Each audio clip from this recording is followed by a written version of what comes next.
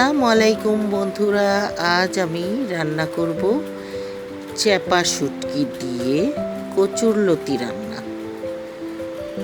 শুটকি মাছ এত ভালো লাগে সবার কাছে যে যতই বড় বড় নায়ক নায়িকা গায়ক গায়িকা যার কাছেই জিজ্ঞেস করুক না কেন যে আপনি কি পছন্দ করেন, প্রথমেই বলবে শুটকি মাছ। আর চ্যাপা শুটকি দিয়ে লতি হলে তো কোনো কথাই নাই। এই যে আমি প্রথমে পেঁয়াজ বাদামি করে ভেজে এর মধ্যে হলুদ আর শুকনো মরিচের গুঁড়ো দিয়ে দিচ্ছি। পেঁয়াজের সাথে রসুনও ভেজে নিয়েছি, সেটা আমি বলতে ভুলে গেছি। তারপরে আমি শুটকি দিয়ে দেব। আমি দুটো শুটকি দিলাম, আপনারা চাইলে বেশি দিতে পারেন।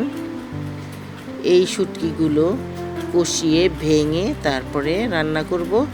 আর চ্যাপা শুটকি রান্না করার সময় আপনারা মাথাটা ফেলে নেবেন, তা না হলে একটু তিতা লাগবে।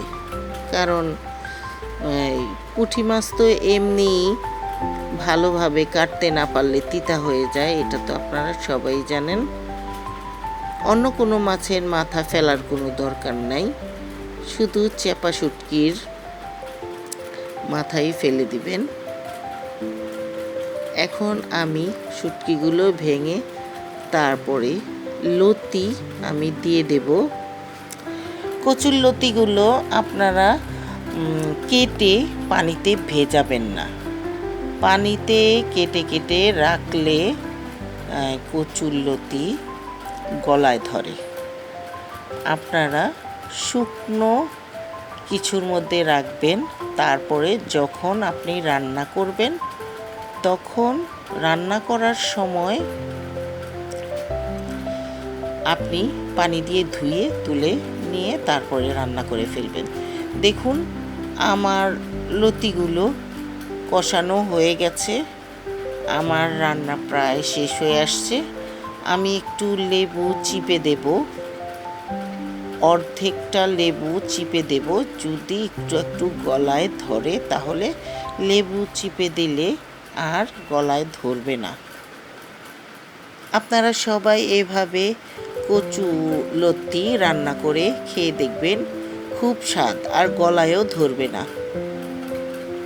আপনাদের যদি এই কচুরলতি রান্না ভালো লেগে থাকে তাহলে আপনারা লাইক কমেন্ট শেয়ার করে পাশেই থাকবেন।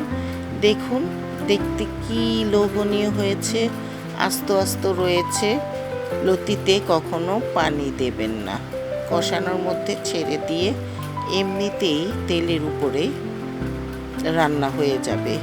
পানি দিলে লতিটা ভেঙে ভর্তার মতো হয়ে যাবে। দেখুন কি সুন্দর হয়েছে, খেতে খুব মজা হয়েছিল। আজ এই পর্যন্তই, খোদা হাফেজ।